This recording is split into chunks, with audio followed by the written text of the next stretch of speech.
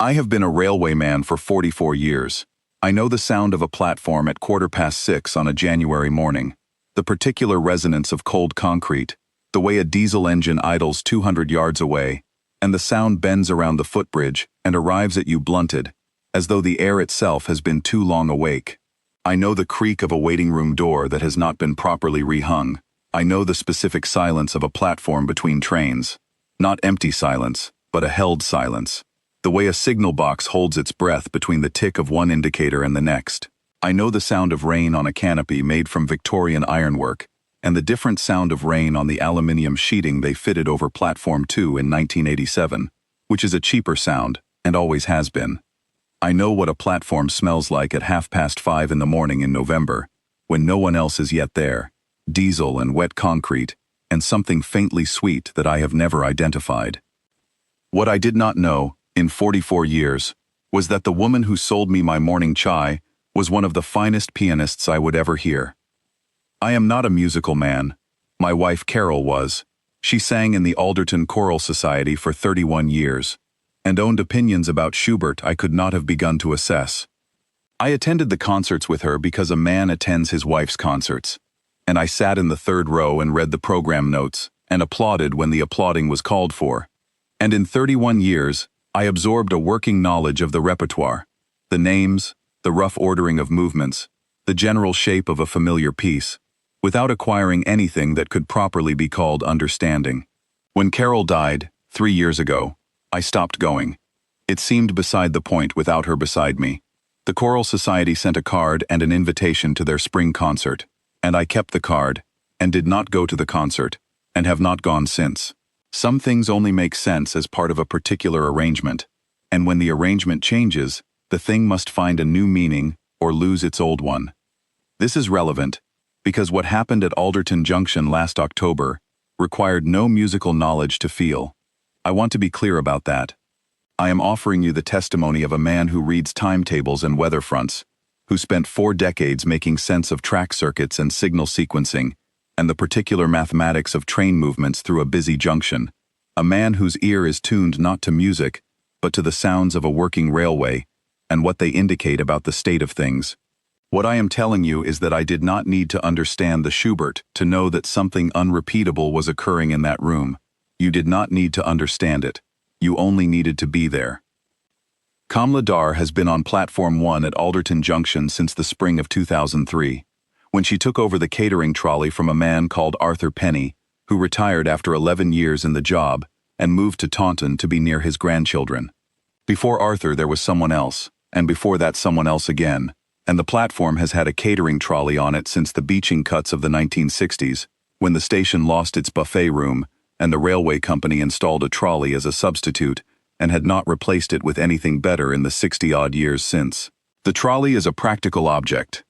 Aluminium frame, 2 tiers, the urn on top with its insulated casing, a lower shelf for the cups and the tea bags, and the small foil sachets of milk. It is not a dignified object. It does not make any particular claim on your attention. It is simply there, in its place, in the same way that the bench on Platform 1 is there, and the departure board is there, and the signal lamp at the far end is there. Kamla is part of that set of things. Has been, for anyone who uses Alderton Junction in the mornings, for long enough that she is simply given. She exists as the trolley exists, as the bench exists, as a feature of the morning that you are grateful for and do not examine. I began walking to the junction 11 years ago, after my retirement, because the walk kept me moving, and the chai gave me a reason to get there. A retired man needs reasons.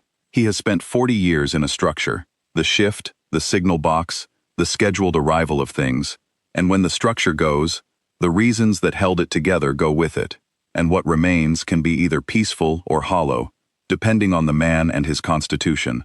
I am the kind of man who needs reasons. The walk and the chai at 7:45 gave me one.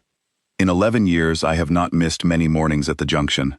When Carol was ill I missed several months, and when she died I missed another few weeks, and apart from that, I have been there most days, rain or shine, summer and winter, the coat getting heavier as the year progresses, and lighter as it returns. Kamla has been there on all those mornings. She has handed me my cup with both hands. She always uses both hands, a habit or a custom. I never asked. and said, "Mind, it's hot." And I have minded it, and drunk it standing at the edge of the platform, watching the first train come in. We do not talk much. She asks about my health occasionally, and I ask about hers. She knows my name, and I know hers. And we know, from 11 years of proximity, a few facts about each other's lives. That I used to be in signals, that she came from Punjab originally, that I live on Belmont Road and walk every morning, that she is usually at the junction before 5 because she takes the early pre-platform shift and has the trolley set up before the first commuters begin to arrive. I know she lives in the Millfield Road flats. I know she does not have family nearby. She mentioned this once, obliquely, when I made some casual reference to Christmas, and she said simply, "I am on my own here," with the matter-of-factness of a woman who has been on her own for long enough that it is simply a fact, not a grievance. I know she is from Amritsar, that she came to England in her early 20s, that she had some other work before the railway. She mentioned factory work once, briefly, as a comparison, and that she has been at Alderton Junction since 2003. This is everything I knew about Kamla Dar in 11 years of taking her chai every morning. I have thought about that since October. I have sat with it. The Heritage Rail Trust had been planning the gala for the better part of a year. The Victorian waiting room at Alderton Junction had been the project, a Grade 2 listed building, plasterwork restored, the original paneled wainscoting stripped back and refinished, the great brass chandelier rewired and relit for the first time since 1974. The work had taken 3 months, a small army of specialist craftsmen, and rather more money than the original estimate, which is the normal experience of restoring Victorian brickwork. The result was extraordinary, or so I thought. It was a room that had always had good bones. High ceilings, proportions that the railway architects of the 1880s seemed to understand by instinct, and the restoration had not altered the bones, but simply revealed them, cleaned away the 70 years of institutional paint and fluorescent lighting and vinyl flooring, and given the room back to what it had intended to be. A space that honored the traveler, that insisted, against the general tendency of the age, that the act of passing through a place is worthy of a beautiful room. For the gala, the Trust had arranged for a Bosendorfer grand piano to be brought in and installed against the west wall, beneath the tall sash windows that look out onto Platform 1. The piano had come from a hire firm in the city and arrived the previous morning on a specialist lorry, and I had watched the 2 men wrestle it through the waiting room door with the careful, sweating patience of people who have moved grand pianos before and have not made their peace with it. It stood now under the windows, its lid propped open, the lacquer so deep and so dark that it held the chandelier light and the window light simultaneously, and gave them back in a long, slow curve. I had stood in the doorway for a moment after the removal men had finished, and simply looked at it, the piano in the restored room, the dark gleam of it, the way the chandelier caught the raised lid, and felt something I could not quite account for, a rightness, as though the room had been waiting for this particular object to complete it. The gala was a fundraiser, the waiting room was done, but Platform 2 still wanted attention. 55 guests, black tie, a light supper, and the centerpiece entertainment, a solo recital by a visiting concert pianist named Aldous Prentice. He was a celebrated man, nationally known, I was told, with recordings and an academic post at a conservatoire, and the kind of name that caused people at the next table to lower their voices when they said it. The Trust's chairman, Gerald Hartley, had described him in the program notes as one of the great interpreters of the Romantic tradition, and I had no way to verify or contradict this. I knew the man's name in the way I know the name of any famous person in a field I do not follow, as a sound without a picture attached to it, significant to others. I arrived early, as I always do, because 44 years in the signal box makes a man punctual by reflex. I wore my good dark suit and the silk tie Carol had bought me for our 40th anniversary, and I stood near the supper table and held a glass of sparkling water and watched the room fill up. There were people from the council, people from the rail industry, local patrons of the Trust, a few faces I recognized, and a great many I did not. The chandelier did what a newly rewired chandelier does. It made everyone look better than they deserved to, softened the lines, pooled warmth on the plasterwork, and the old wood floors. The Bosendorfer sat against its wall and gathered the attention without asking for it. Instruments do this, I have noticed. A piano in a room does not need to be played to exert a pull. Kamla Dar arrived at 7:10.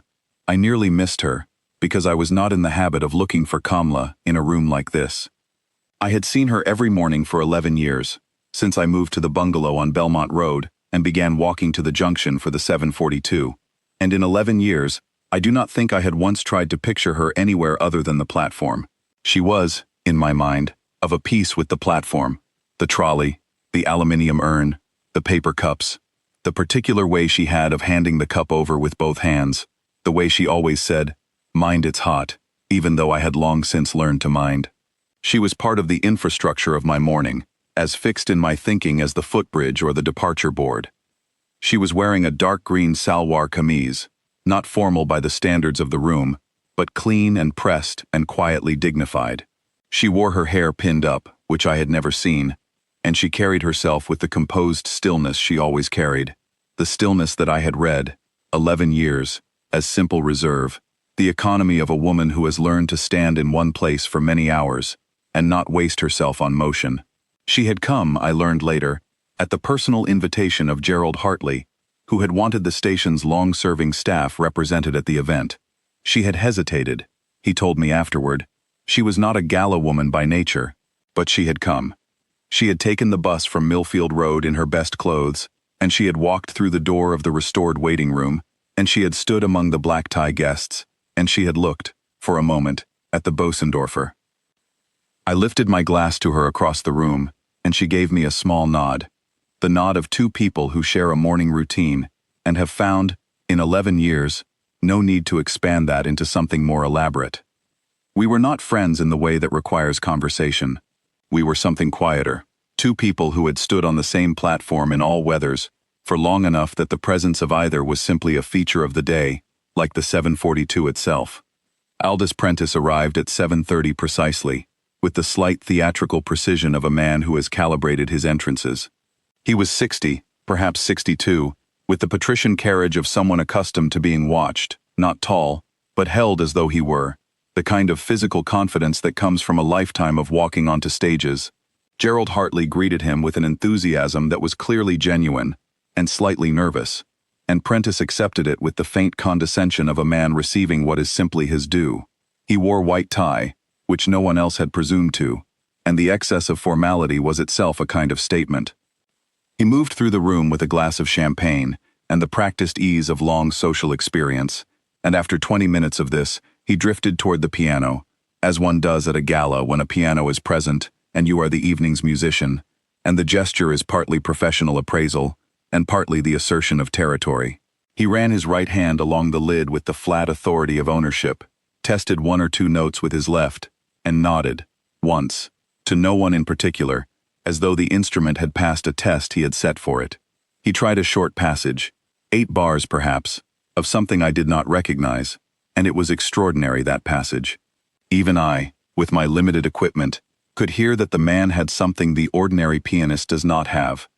A quality of evenness, of each note receiving exactly the weight it was owed, no more, no less. He played 8 bars and stopped, satisfied, and returned to the room with his champagne. I watched him do this, and then I looked across the room and saw that Kamla was watching too. She was standing to the side of the supper table, holding a glass of orange juice, and her eyes were on the Bosendorfer with an expression I had never seen on her face before. It was not the expression of a person looking at something impressive and feeling the appropriate impression. It was something older than that, a specific recognition, the way a sailor looks at a particular stretch of water he has not seen for some time, but whose currents he knows by memory. There was want in it, which I found strange, and a kind of hunger, quietly governed by the same composure that governed everything else about her. I watched her watching the piano for perhaps 30 seconds, and then she looked away. I thought nothing further of it. A man reads what he knows how to read. It was 9 o'clock when it happened. Supper had been cleared. The room had settled into that comfortable, faintly expectant looseness that precedes an evening's entertainment. Prentice was preparing to play. Gerald had already introduced him. The light biographical notes, the list of recordings and venues, and the academic post at the conservatoire. And the room had rearranged itself into a rough semicircle of chairs and standing guests, facing the Bosendorfer. Kamla had drifted, in the way of people at formal events who are not quite of the room, toward the window side of the space. She was near the piano, not conspicuously near, but within arm's reach of it, and as the room settled and the chandelier's noise dipped toward the quiet of expectation, she reached out, very slowly and without apparent thought, and rested the fingertips of her right hand on the piano's closed fallboard. It was the gesture of someone who has spent years near an instrument and cannot, when close enough, prevent the contact. The fingers did not press. They simply rested, light as leaves, on the lacquered black wood. Prentice saw it. I cannot tell you for certain what he thought he saw. A woman at a charity gala, in the wrong sort of clothes for the evening, touching an instrument she had no business touching. Perhaps that was the sum of it. Perhaps he simply saw a territorial incursion, the kind that famous pianists at charity events learn to manage without apparent effort. Whatever he thought he saw, what he did was turn toward her with the full focus of a man who has recently been the center of the room's attention and is not inclined to share it. "Do you play?" he said. It was not asked warmly. The room went slightly quiet. Not the full silence that would come later, a preliminary quiet, the adjustment of 55 people noticing a change in register. Kamla looked at him. "A little," she said. Her voice was level, without apology, without performance. Prentice smiled. It was the smile of a man who has encountered this before, the amateur who says, "a little," and finds it charming in the way a thing can be charming without being interesting. He was not unkind exactly. He was the particular sort of cruel that does not know itself as cruel, because it has always had an audience, and an audience always tells it what it wishes to hear. "Well," he said, and gestured at the bench with the flourish of a man conferring a gift. "Give us something simple then, if you know any." He paused, looked at the assembled guests with the small conspiratorial ease of a man inviting shared amusement. "We could all do with the warm-up." There was a ripple of laughter, good-natured, most of it, the laughter of people who have consumed champagne and supper and are in easy spirits, and who are not quite following what is happening, and whose laughter is therefore not aimed at anything, not precisely. But Kamla was in the room, and the laughter was in the room, and I watched her face across the space between us, and I read it, as I had read faces on platforms for 44 years, quickly, without ceremony, looking for the thing behind the expression. What I saw was not humiliation. What I saw was something more complicated. A fraction of a second in which something was decided, as though a signal had been tripped, and the indication had come through, and she had read it, and now she knew what she was going to do. I would describe it, thinking of it later, as the face of a person who has been keeping something for a long time, and has just been handed, unexpectedly, the occasion to put it down. She set her orange juice down on the edge of the supper table. She walked to the piano bench. She sat down. She adjusted the bench. 2 turns of the height knob, no fumbling, the precise and unhurried adjustment of someone who has done this many thousands of times on a different instrument in a different room, and she found the height she wanted, and stopped. She lifted the fallboard without drama, without ceremony, as one opens a door one has opened before. The room was quiet now with genuine curiosity. 55 people, uncertain whether this was still charming, or whether the evening had taken a turn they had not prepared for. I was standing near the door that leads to platform 1. I still had my glass of sparkling water. I remember that, because I became aware that I had not moved in some time, and that my hand around the glass had tightened. Kamla sat for a moment without touching the keys. She sat very still, the same stillness she brings to the platform, the composed, private stillness of a person who has learned to exist in a single place for a long time, and does not need busyness to prove she is alive. She looked at the keys. She did not look at the room. She looked at the keys the way I look at a signal indication on a difficult crossing, with the total attention of someone who is about to make a commitment, and who does not make commitments lightly. Then she placed her hands on the keyboard and she began to play. I want to be precise here, because I am a precise man by training, and I want the account to be accurate. The first thing I heard was a single melodic line in the right hand, a long, singing phrase that rose and resolved and rose again, like a question asked and answered again in a different voice, unhurried, unself-conscious. The opening of the Schubert impromptu in G-flat major, which I did not know was the Schubert Impromptu in G-flat major, because I am not that kind of man, but which I will call by its name, because Carol would have wanted the name used correctly, and because I looked it up afterward, and because a thing deserves its name. The first thing I noticed, because I am trained to notice things in a particular way, was the absence of effort. I had been to enough of Carol's concerts to know what effort looks like on a performer's face. I had seen pianists lean into phrases, rock slightly forward, shape their bodies around the music, as though the music needed their physical shape to exist. Kamla sat completely still. Her back was straight. Her hands moved, but her shoulders did not. Her face was turned slightly downward toward the keys, but there was nothing in her expression that suggested work, only attention. Deep, total, unhurried attention. The same attention she gives the urn when she is checking its temperature at the start of a shift.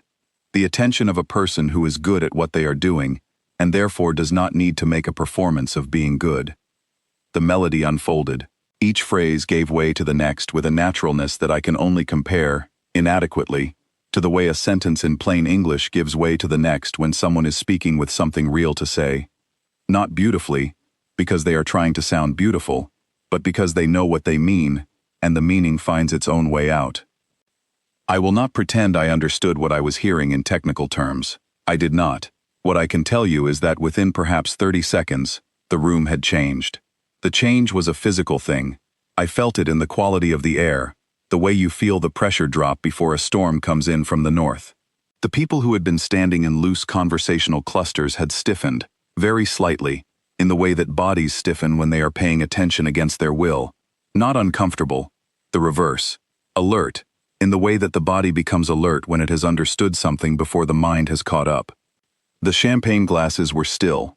2 or 3 people who had been in mid-conversation had simply stopped talking, not closing the conversation, but abandoning it mid-sentence, as if the sentence no longer existed. A man near the supper table had turned from the woman he had been addressing, and was now facing the piano, with the expression of a person who has heard a sound and has not yet decided what to make of it.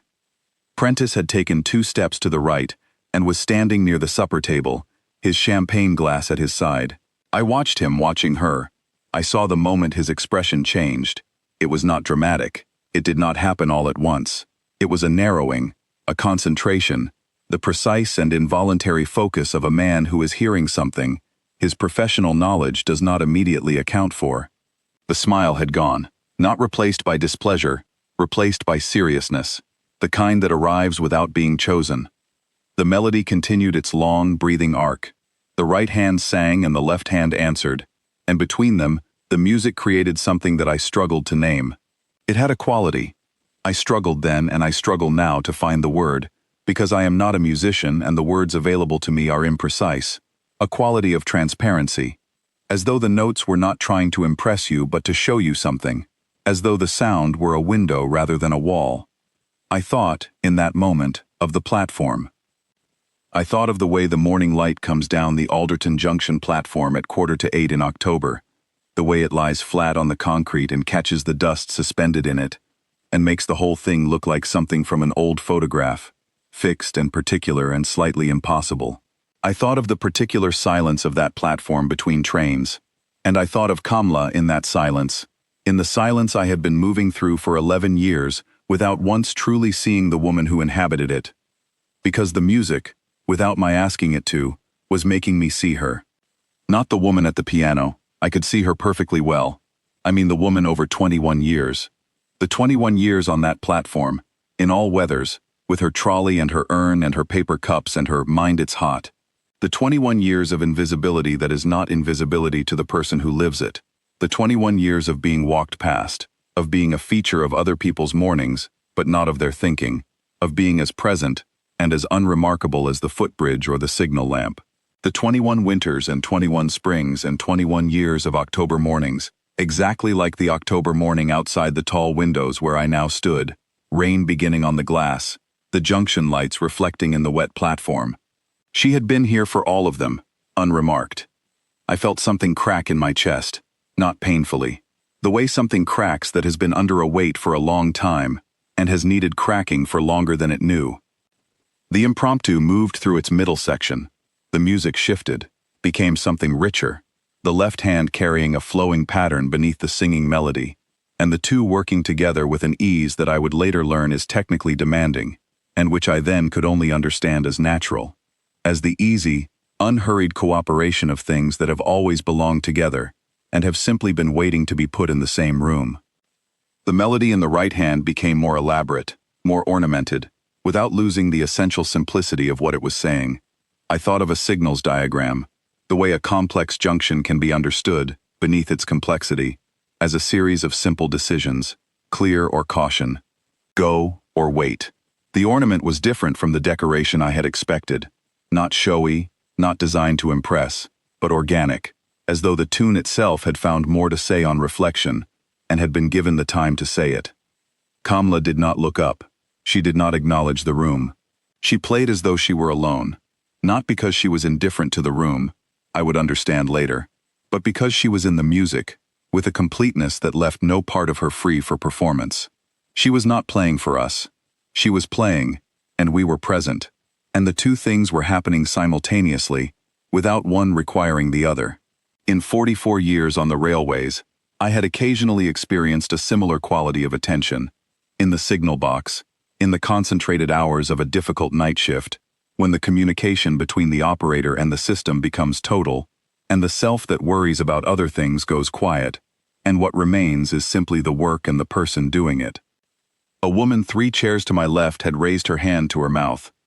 A man I did not know, standing near the door to the ticket hall, heavy-set, silver-haired, the kind of man who commands rooms at dinner parties, was standing absolutely motionless with his eyes closed. His champagne glass hung from his fingers at an angle that suggested he had forgotten it was there. He was not performing emotion. He simply looked like a man who has heard something he was not expecting, and has found the only adequate response is to close his eyes and listen with everything he has. Gerald Hartley had sat down on a chair near the wall. He was not supposed to be sitting. He was the host, the organizer, the person who moves. He had simply sat down, as if his legs had quietly completed their service and tendered their resignation. And Prentice, I kept returning to Prentice, because the human mind tends toward the drama it understands, and the drama it understands at a moment like this is the face of the person who does not expect what they are hearing. He had not moved. He stood by the supper table with his champagne glass at his side, and his face had done something that faces do rarely and involuntarily. It had become honest. The professional surface, the composed, accustomed to deference surface, of a celebrated man who has spent decades being told that he alone understands the romantic tradition, had simply lowered, the way a barrier lowers after the train has passed. What was underneath was not shame, not yet. It was something closer to pure recognition, the face of a person who has heard something that does not need them to decide how to feel about it. The melody came back, the singing line in the right hand, the opening theme returning, but changed now, deepened by everything that had come between. It was the same phrase I had heard at the beginning, and it was not the same phrase. It carried more now. It had accumulated the weight of what had preceded it, the way a platform late in the day carries the weight of all the arrivals and departures it has witnessed, the way a room carries what has happened in it. The notes were identical. The meaning had expanded. I am a man of schedules.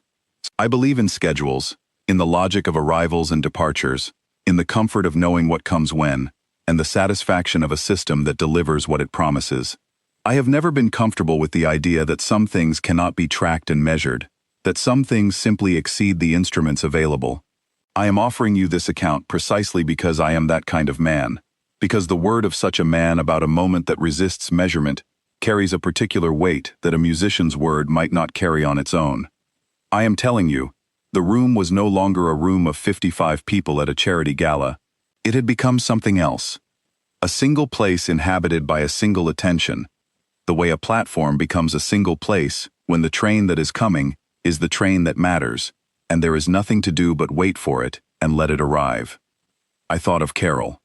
I thought of Carol in the third row at the Alderton Choral Society, 27 years ago, turning to look at me after a piece of music had ended, with an expression I had never learned to fully read, an expression that said, "Do you hear it?" I had always nodded. I had not always heard it. I wanted, in that moment in the waiting room, to turn to the person beside me and find Carol there, and to tell her that I heard it. I heard it now. The final section arrived, the melody slowing, the phrases lengthening, each note given more space than the one before it, the music becoming deliberate without becoming heavy. Kamla's right hand moved across the upper register with a lightness that was not fragile but controlled, the lightness of something held with care, not the lightness of something let go. I thought of the way a careful driver eases back as a junction approaches, not from hesitation, but from knowledge of what comes next. The piece was finding its end. It had always known its end.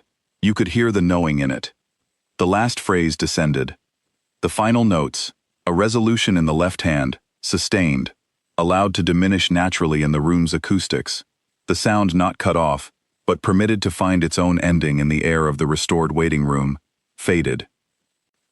Kamla's hands rested on the keys for a moment after the sound had gone. Then she placed them in her lap. She did not move. The room did not move. This is the part that I have tried, in the weeks since, to describe accurately, and I have not managed it. The silence that followed the last note was not the silence of 55 people waiting to know what to do. It was not the held breath before applause begins, which I had experienced at Carol's concerts, and which has a particular quality of performance about it, of collective readiness. This silence was different from both of those. It was the silence of people who had not yet returned from wherever the music had taken them, who were still suspended in the place between, who needed a moment before the world of champagne glasses and black tie formality became the world again. 10 seconds, perhaps 15. In a room of 55 people, 15 seconds of complete silence is not a small thing. I heard a sound, and it took me a moment to understand that the sound was a woman weeping.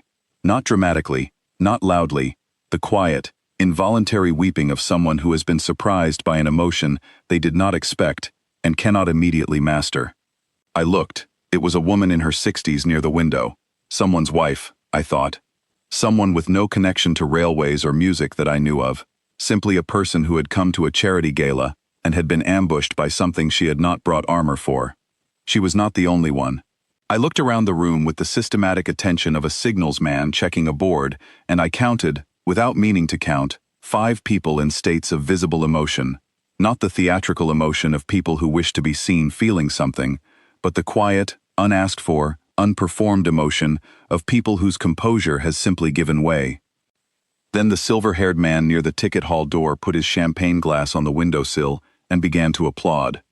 He was alone for a moment, 2 seconds, perhaps 3, and then the room came back, and the applause came with it, and it built quickly to something complete and full and unanimous, and within 15 seconds, everyone in that room was on their feet, and the sound was not polite, not the shaped applause of people following a convention, but the rough and genuine sound of people who needed to do something with what was inside them and had found the only thing available.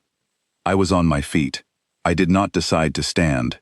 I stood because the body knows before the mind what is called for. Kamla turned on the bench and looked at the room, for the first time since she had sat down, with the same expression of composed stillness, but there was something different in it now, some small adjustment, a fractional softening around the eyes, as though she were permitting herself, in the privacy of a face that no one was looking at carefully enough, to feel something. She gave a small, precise nod of acknowledgement, and nothing more. She did not smile the smile of a person who has triumphed over something. She nodded as a person nods who has said what they needed to say, and is satisfied that it was heard. Prentice had not applauded. He was standing at the supper table, and he was not applauding, and for a moment, I thought poorly of him for this. The small, quick thought that passes through a person's mind at such moments, the readiness to find the villain in the evening. And then I looked more carefully, and I understood that he was not applauding in the way of a man who is indifferent or contemptuous. He was not applauding because he had walked, slowly and without apparent intention, from the supper table to the piano. The champagne glass was on the supper table, set down at some point I had not noticed. He stood beside the piano. He looked at Kamla, who was still seated on the bench, with an expression I could not read from across the room, but which contained none of the earlier condescension, none of the earlier surface. He stood there for a long moment. Then he reached out and placed his right palm flat on the closed section of the fallboard, the lacquered black wood of the piano's side, near the top, and left it there. The gesture of his hand on the piano was exactly the gesture he had seen Kamla make at the start of the evening, and which he had turned into an occasion for a public joke. He did not speak. He stood with his hand on the piano, and his face turned slightly away from the room, and he did not speak. And in not speaking, in making the single gesture of the palm on the wood, he said more than any speech he could have assembled would have managed. The applause had not yet died. I stood in it, in the noise and the warm light of the chandelier, in the restored Victorian waiting room of Alderton Junction, and I thought about platforms, about the 742, about the particular cold of the junction at 6:15 in October, the way it gets into the collar of your coat before you reach the footbridge, about Kamla standing at her trolley in that cold, every morning, and not just the mornings I had seen, but the mornings before I arrived, and the mornings I had missed, and the mornings stretching back 21 years, to a time when I was still in the signal box, and she was already there, already doing what she did, already invisible to everyone who needed their morning chai, and hadn't the capacity to look at the person giving it. I thought about the bench adjustment, the 2 turns of the knob, the particular height found in seconds, the ease of a person who knows exactly what they need. I thought about the fact that she had not fumbled, that you do not arrive at that ease without 10,000 repetitions. I thought about where those repetitions had happened, when they had happened, and I felt, with a precision that my training had not prepared me for, the weight of what I had been walking past every morning for 11 years. It was Gerald Hartley who, once the applause had finally settled, and the room had reorganized itself from its emotional disarray into something more like a gathering again, went to Kamla and spoke to her quietly. I was near enough to hear, though I made no effort to. I was not attempting to eavesdrop. I was simply standing in the same part of the room as I had been all evening, a man who has spent 44 years near signal equipment and has learned that information travels in all directions whether you seek it or not. Kamla spoke quietly in return, 3 or 4 sentences. Her voice did not change register. The composure remained, not the composure of someone performing composure, but the composure of someone for whom composure is simply the texture of their life, earned and unshowy. Gerald looked at me, across Kamla's shoulder, with the expression of a man who has just been told something that he cannot process quickly enough and needs a witness. He said, after a moment, "Philip, come and hear this." I came and stood with them. Gerald said, "Kamla was telling me where she learned." I looked at her. She was looking at the Bosendorfer with the same expression I had seen earlier, the specific, knowing look of recognition, but calmer now. The hunger was still in it, but sated, in the way that a hunger is sated not by being eliminated, but by being answered.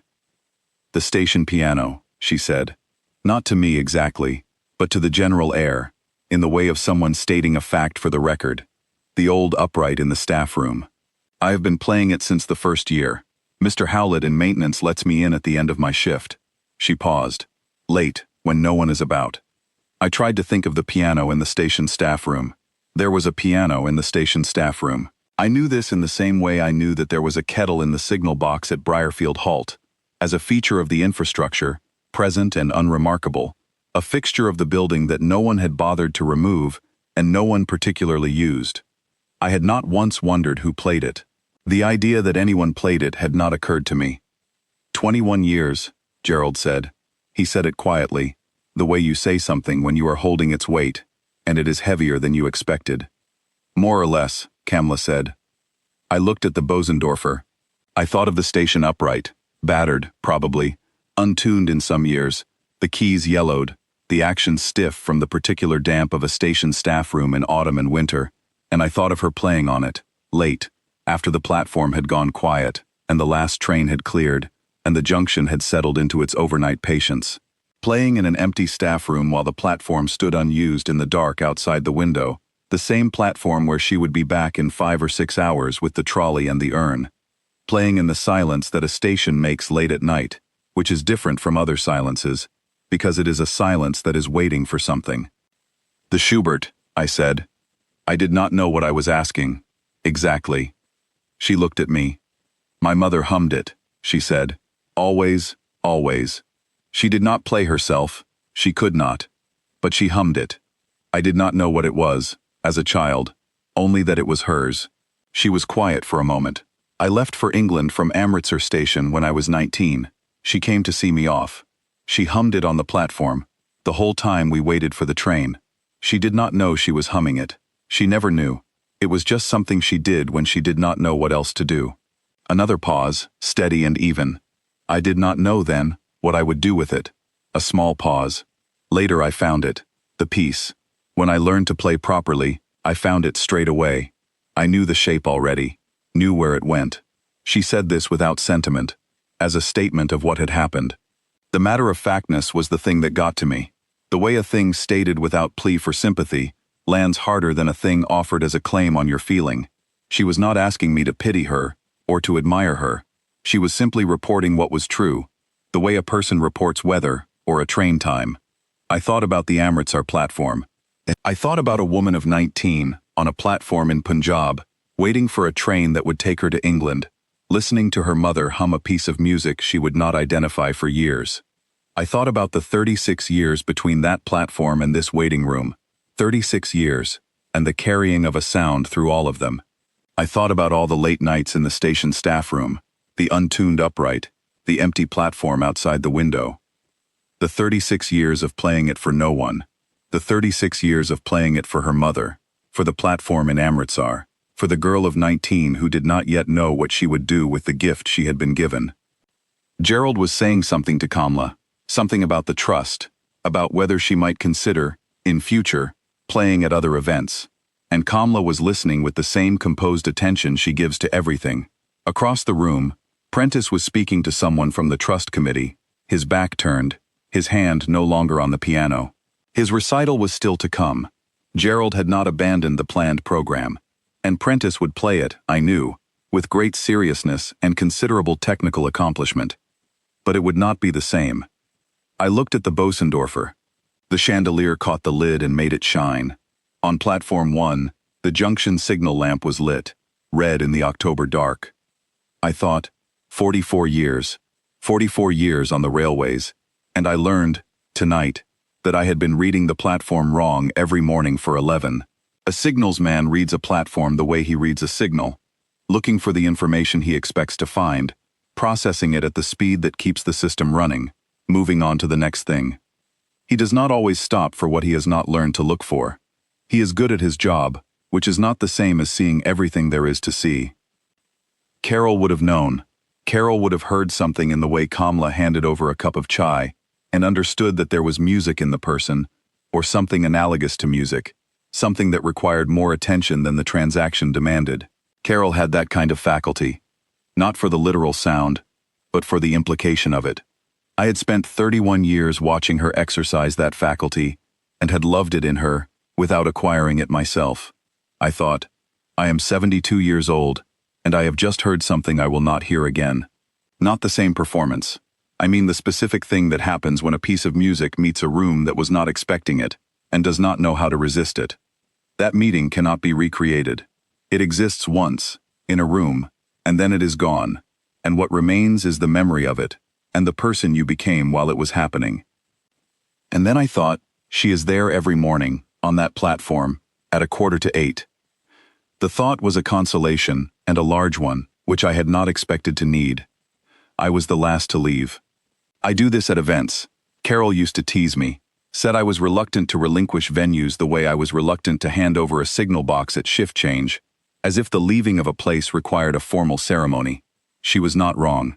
I walked through the restored waiting room one final time, in the empty room, in the chandelier light, and I stopped at the Bosendorfer. The lid was down now. The higher men would come in the morning. I stood and looked at the piano for a moment, at the dark lacquer, the chandelier reflected in the long, slow curve of the lid, and I placed my hand on the wood the way she had placed her hand on the wood at the start of the evening, very lightly, just the fingertips. I don't know why I did it.